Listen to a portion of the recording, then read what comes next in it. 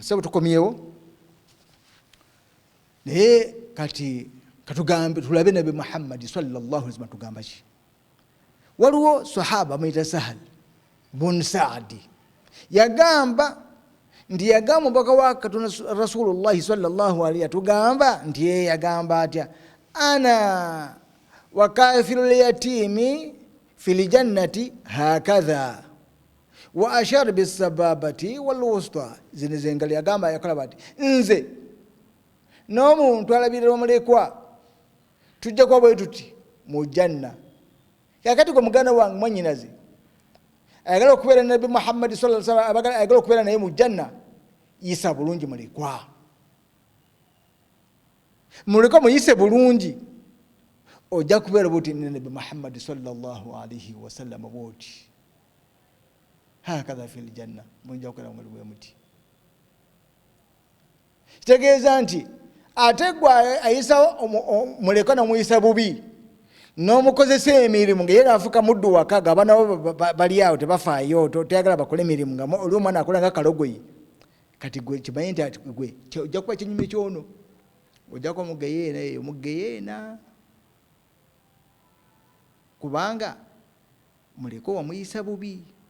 Rasulullah tugambe tumuyise bulungi tubabudde bamulekwa abafu abo kakati gobakabya kakanja kati akakanja kobakabya kagenda kuviramu akamberege yomululu jahannama faliyadhu billah. Allah tumusaba atukinjirize.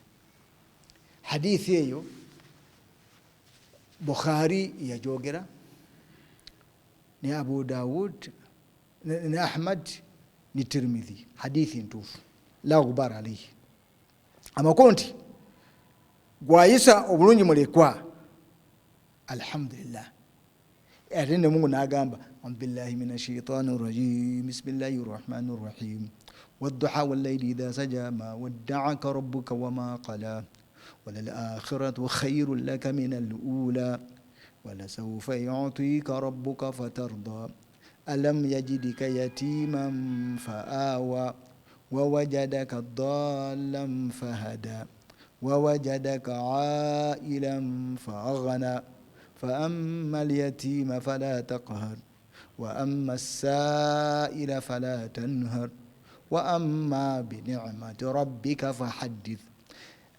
سورة سورة الضحى يقول النبي محمد صلى الله عليه وسلم ناس جاءنا مسبب النزول يا كوبد بوديو نيه أجان وأما السائل فلا وأما اليتيم فلا تقهر يتيم mulekwa yenene nababanga akujide mu makago obanga oli naye ng'owangala naye mu makago fala takahar tomugobanga tomuyita mwanga mulekwa tomugoba tomuyisa bubi mulekwa tokola ki mungali fala takahar tomugoba tomukangukira kakati mwana gwe olume lw'ekirago wantamadda banyabo ne basebo ebyo tobikolanga. Mungu agati amma al-yatima fala taqhar yakozesa adatu nahi okugana mu Luarabu kuyita batya la an-nahiya min al-a'la ila al-asfal.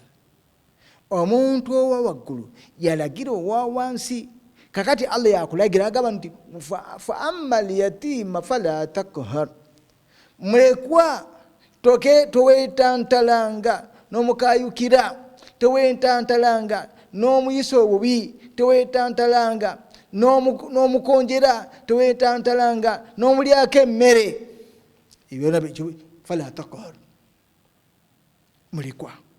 Wa amma sa'ila fala tanhar n'omuntu nga asaba olaba tiyesobola munali mu mbeera nzibu naga ne mukana wanti mu butuufu nawo olaba bane tuwangala bye mbasomesa bye mbabuulira bintu bitutuukako muno najja n'olaba mu butuufu endabika ye n'embeera zaali ng'olaba mu butuufu mwetaavu tomulaba noweekweka nti mugambe siriiwo nze mulabo agenda kunsaba sente boba olina wallahi muyambi Lwaki Rasul tugamba nti irham man fi dunya yarhamukum man fi sama, muyambe bannamwe abali kuno ku nsi, namwe Allah jalla jalali muggulu abayambe. Wallahi bw'oyamba muno, wallahi Mungu ajja kusaasira, ajja kufuna, ajja kuddizaawo.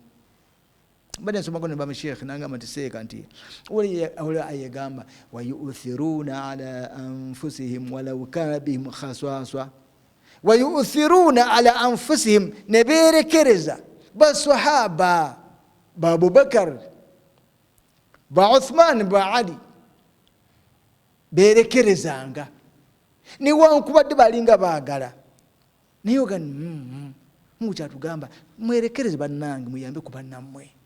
Embeera mbi ddala mu kaseera kano, olwo bannaffe abeebuduuda ettaka lye Mungu amazzi gayonoonye ebintu byabwe, kati baliira ku nsiko. Mubayambe.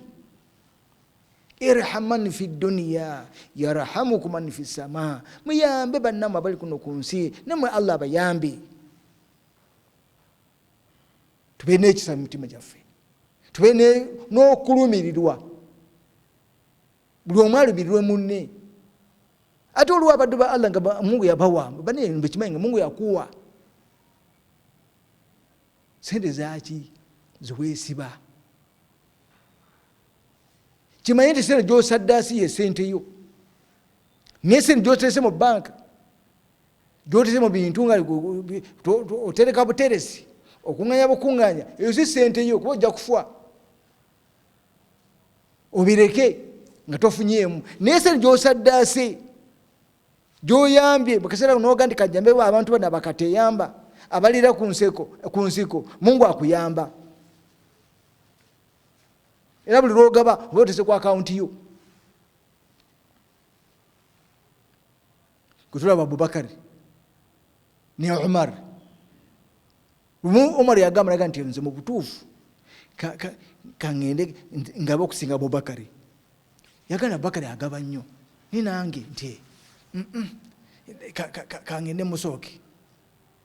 Rasul yali ku fundraising, nga butwadde ku fundraising yaffe emunyonyo, yali ku fundraising ya lutalo, banoonya sente ezinayamba mu lutalo, ezinayamba okukola daawa, ezinayamba okukola emirimu gy'obusiraamu. Rasul akola fundraising. Omwana n'agamba nti mutima gwe nagamba nti Abubakar kadeka musooke. N'atwala nisfu amwalihi, haafu y'emaali ye, katugambe tugeza bugeza yalina biliyoni 2. N'agamba nti katuzigabane nze ne Allah, kantuleko biliyoni emu njiweeyo, emu enyambeko. N'agamba nti era Omar mukoze eki? Rasul amugamba nti Omar oleese nti gireze sebo, oleese kyenkana ki? N'agamba nti sebo nibadde biliyoni zange 2 naye njawuzaamu, mpaddeko haafu ne haafu esigale yambe famire yange. Nti barakallahu fiikum, Mungu akudize kyogabye. Omar ajja, Abubakar ajja. Abubakar bwe yajja namugamba nti Abubakar nti oleese meka? Ndese biliyoni 2 eko oleseeyo ki? Nagamba ndeseeyo Nabi Muhammad sallallahu alaihi wasallam omubaka we, sina kindeseeyo kuvuganya. Abubakar yawaayo mali yonna kulwokola daawa. Yali anoonya ki? Yali anoonya janna. Falyatanafasa almutanafisun, tuvuganye naye muvuganye ennungi ey'okusaddaaka. Kati muganda nga mpuliriza, manyina za ndaba, tubasaba tusaddaake nnyo, nga tusaba Allah akkirize okusaddaaka kwaffe. Tugende Allahumma rabbana taqabbal minna, Allah akkiriza bye tukola. Oyinza okuba nga osaddaaka naye ate oyongerezaako ne riya n'okweraga. Tubimagambe si kirungi. Bw'oba ogaba ku lwalillah, Allah yagenda okusasula, Allah yagenda okuddizaawo. ate bw'osuubula ne Allah bw'osuubula ne Allah jalla jalaaluhu tofiirwa. Ogenda kufuna Mungu agenda kubamu emaali agenda gikubyamu. Nsemba magamba aya iyo nti Mungu agambye nti mathalu alladhina yunfiquna amwalahum fi sabilillah kamathali habatin batat sab'a sanabila fi kulli sumbulatin mi'atu habba wallahu yudha'ifu liman yasha wallahu wasi'un. Mungu buli lwogaba mwabayamba bamulekwa bakateyamba noyamba abantu bonanga bembogedde abantu obayamba kulwalira emaali yo Mungu agenda gikubisamu. Ate Rasul yagambye manaka somalu abdin min sadaka, sente zo mwanadamu sente zo tizigenda kendeera olwokuba nti ogabye amugamba nti ate bwenaga nja kende nedde se buli lwogaba yakifana mu Bayibuli kigamba nti alina yayongerwako naye ayongerwako ate kuba yabeera agaba ate nga tuna kyogaba noli bakadde bafe ababitiibwa tubategeeza nakaseera tuli mu kaseera kazibu tuyise bulungi bamulekwa. Abaana baffe abo nga banyabo baava mu maka tubayise bulungi. Banyabo muyise abaana ba baba mu bulungi.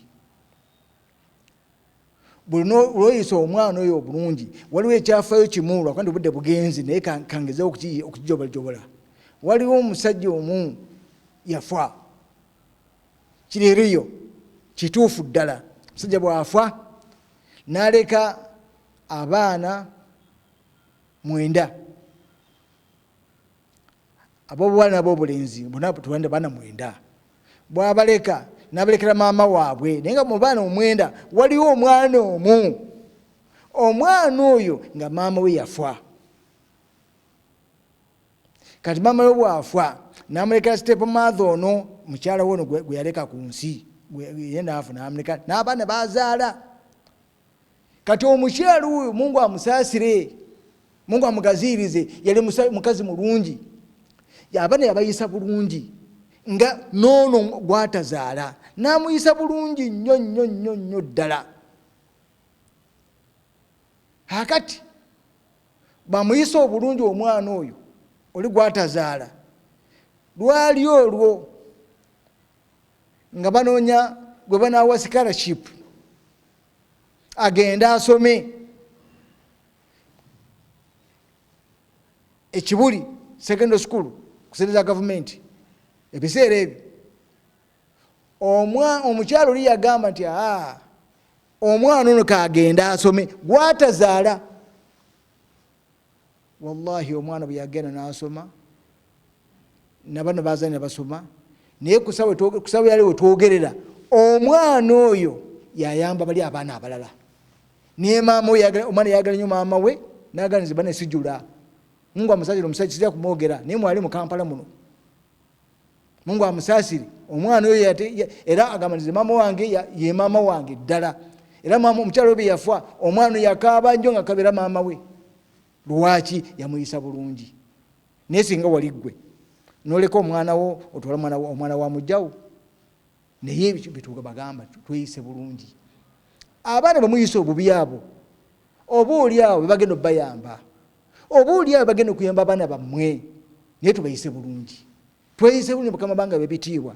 Bamaama abakyala bafu muyise bulungi abaana babamu bayise bulungi temubaboola.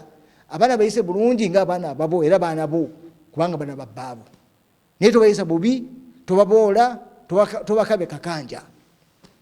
Basene banyabo obudde buweddeyo naye kigambo kikulu kyabeera tugamba nti tweyise bulungi inshallah. Nsaba ntumireko ndibera bakadde baffe muna mu Uganda batumira era mwebale kutuwuliriza. Nsabira bakadde baffe ne Basalamu TV nga batuwangalize tuteekateeka omukolo gwa Uganda Supreme Council gwokweza emyaka 5 plus nga 12 ekkololo.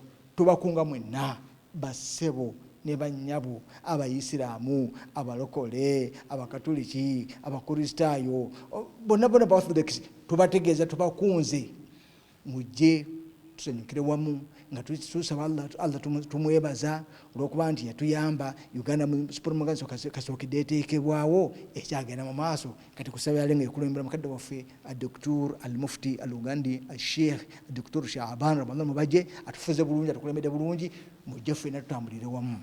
Mwebale kumpuliriza nze muganda wammwe Sheikh Muhammad Murshad Ibrahim Luwemba Secretary for Dawa Uganda Muslim Supreme Council. Ebirungi mu bitwale bamanga nebirungi mu bitwale ate bamanga ne kyensobezza mbannaye mu nsonyiwe kuba nange ndi muntu wabale kumpuliriza. Assalamu alaikum wa rahmatullahi wa barakatuh.